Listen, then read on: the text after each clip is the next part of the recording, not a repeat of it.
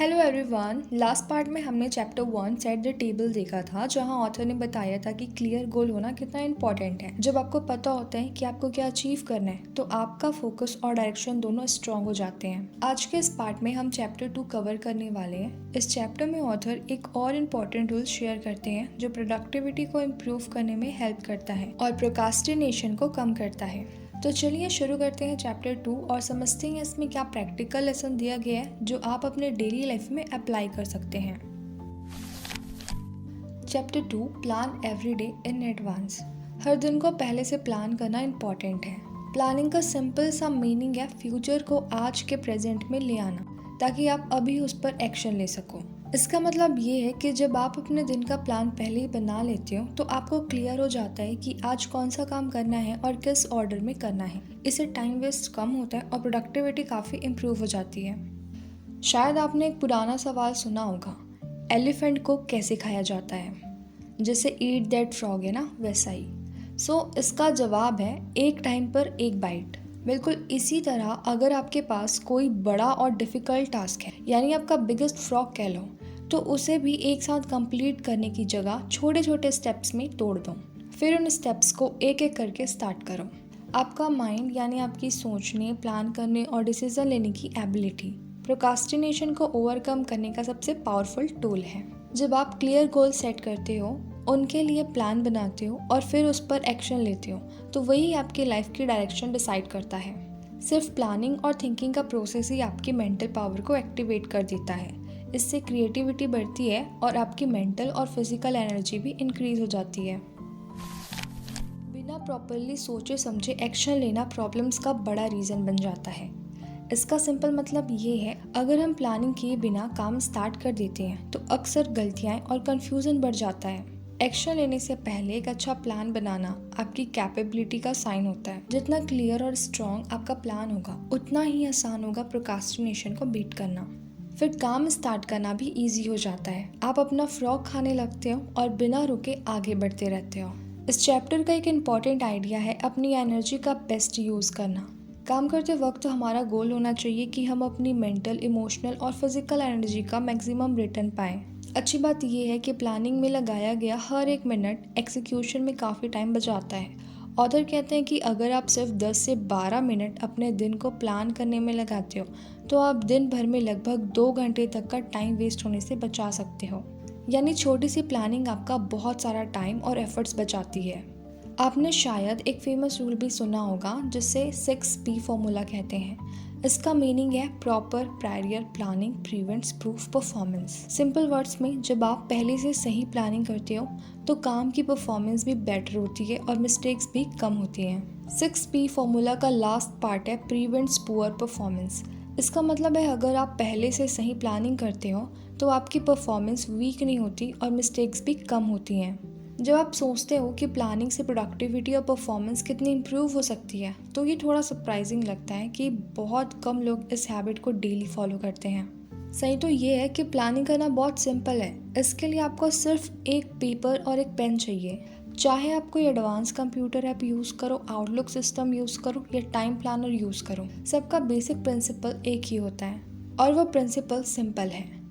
काम स्टार्ट करने से पहले थोड़ा टाइम लो और एक लिस्ट बना लो कि आज आपको कौन कौन से काम कंप्लीट करने हैं। ऑथर कहते हैं कि हमेशा एक लिस्ट के अकॉर्डिंग काम करो। जब भी कोई नया टास्क आए उसे डायरेक्ट स्टार्ट करने के बजाय पहले अपने लिस्ट में ऐड करो, फिर उस पर काम करो। सिर्फ इस सिंपल हैबिट से आपकी प्रोडक्टिविटी 25% या उससे भी ज़्यादा बढ़ सकती है, यानी लगभग दिन के 2 एक्स्ट्रा प्रोडक्टिव आवर्स मिल सकते हैं। सबसे अच्छी हैबिट ये है कि अपनी टू डू लिस्ट रात को ही बना दो अगले दिन के लिए। जो काम आज कंप्लीट नहीं हो पाया उसे नेक्स्ट डे की लिस्ट में मूव कर दो और जो नया काम है उन्हें भी ऐड कर दो। जब आप रात को लिस्ट बनाते हो तो आपका सबकॉन्शियस माइंड भी उस पर काम करता रहता है जब आप सो रहे होते हो। कई बार ऐसा होता है कि सुबह उठते ही आपको नए आइडियाज़ और सॉल्यूशन मिल जाते हैं, जिससे आप अपना काम फास्ट और बेटर तरीके से कर पाते हो। मतलब जितना ज़्यादा आप अपने काम की रिटर्न लिस्ट पहले से बनाते हो उतने ही ज़्यादा इफ़ेक्टिव और एफिशिएंट आप बन जाते हो। ऑथर कहते हैं कि अलग अलग काम के लिए अलग लिस्ट बनाना हेल्पफुल होता है। सबसे पहले होती है मास्टर लिस्ट। इस लिस्ट में आप वो सब लिखते हो जो आप फ्यूचर में कभी ना कभी करना चाहते हो। जो भी नया आइडियाज़ आए, कोई नया टास्क या रिस्पॉन्सिबिलिटी है, सब यही नोट कर लो। बाद में आप डिसाइड कर सकते हो कि कौन सा काम कब करना है। दूसरी होती है मंथली लिस्ट। ये लिस्ट आप महीने के एंड में बनाते हो अगले मंथ के लिए। इसमें कई टास्क आप मास्टर लिस्ट से भी ट्रांसफ़र कर सकते हो। तीसरी लिस्ट होती है वीकली लिस्ट। इस लिस्ट में आप अपने पूरे वीक का प्लान पहले से बना लेते हो। वीक के दौरान भी जब नए टास्क आते हैं तो आप इस लिस्ट को अपडेट करते रहते हो। मतलब जब आप अलग अलग लिस्ट बनाकर अपने टास्क ऑर्गेनाइज करते हो तो आपको क्लियर डायरेक्शन मिलता है और काम मैनेज करना बहुत ईजी हो जाता है। सिस्टमैटिक टाइम प्लानिंग की ये हैबिट आपके लिए बहुत हेल्पफुल हो सकती है। बहुत से लोगों ने बताया है कि जब उन्होंने हर वीक के एंड में सिर्फ 1-2 घंटे निकालकर अगले वीक की प्लानिंग करने स्टार्ट की तो उनकी प्रोडक्टिविटी ड्रामेटिकली इंक्रीज हो गई और उनकी लाइफ में भी पॉजिटिव चेंज आए। ये टेक्निक आपके लिए भी काम कर सकती है अगर आप इसे कंसिस्टेंटली फॉलो करते हो। और लास्ट स्टेप ये है कि आप अपनी मंथली और वीकली लिस्ट से इंपॉर्टेंट टास्क को अपने डेली लिस्ट में ट्रांसफ़र करो, ताकि आपको क्लियर हो कि आज के दिन आपको एग्जैक्टली कौन कौन से काम कंप्लीट करने हैं। डेली लिस्ट में वही स्पेसिफिक टास्क होने चाहिए जो आप अगले दिन कंप्लीट करने वाले हो। फिर जब आप दिन भर काम करते हो तो जो भी टास्क कंप्लीट हो जाए उसके सामने टिक मार्क लगा दो। ये छोटी सी हैबिट आपको क्लियरली दिखाती है कि आपने कितना काम कंप्लीट कर लिया है। जब आप अपने लिस्ट में टास्क कंप्लीट होते हुए देखते हो तो एक अचीवमेंट का फीलिंग आता है। आपको लगता है कि आप प्रोग्रेस कर रहे हो। इससे मोटिवेशन और एनर्जी भी बढ़ती है। आपका सेल्फ स्टीम और सेल्फ रिस्पेक्ट भी स्ट्रांग होता है। जब आपको अपनी प्रोग्रेस क्लियरली दिखाई देती है तो आप नेचुरली आगे बढ़ते रहते हो और प्रोक्रास्टिनेशन को ओवरकम करना ईजी भी हो जाता है। जब भी आपके पास कोई प्रोजेक्ट हो तो सबसे पहले उस प्रोजेक्ट को कंप्लीट करने के लिए जो जो स्टेप्स लगेंगे उनकी एक लिस्ट बना लो। फिर उन स्टेप्स को ऑर्गेनाइज करो। कौन सा टास्क सबसे इम्पॉर्टेंट है यानी प्रायोरिटी क्या है, और कौन सा टास्क किस ऑर्डर में करना है यानी सीक्वेंस क्या होगा। उसके बाद पूरे प्रोजेक्ट को पेपर पर या कंप्यूटर प्लानर में क्लियरली लिख दो, ताकि आपको हर स्टेप और हर टास्क एक साथ दिखाई दे। फिर एक टाइम पर सिर्फ एक टास्क पर काम करो। जब आप इस तरीके से स्टेप बाय स्टेप्स काम करते हो तो आप खुद हैरान हो जाओगे कि आप कितना ज़्यादा काम कंप्लीट कर पाते हो। और जब आप अपने लिस्ट के अकॉर्डिंग काम करते हो तो धीरे धीरे आपको ज़्यादा इफेक्टिव और पावरफुल फील होने लगता है। आपको लगता है कि आप अपनी लाइफ पर ज़्यादा कंट्रोल में हो।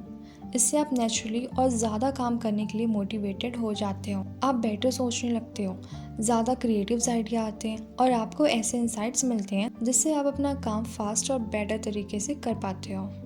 जब आप अपने लिस्ट पर स्ट्रिक्टली काम करते रहते हो तो एक पॉजिटिव मोमेंटम बन जाता है। आपको क्लियरली प्रोग्रेस दिखाई देती है और इसी वजह से प्रोक्रास्टिनेशन को ओवरकम करना ईजी हो जाता है।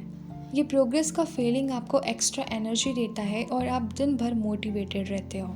पर्सनल इफेक्टिवनेस का एक और इम्पॉर्टेंट रूल है जिसे 10-90 रूल कहा जाता है।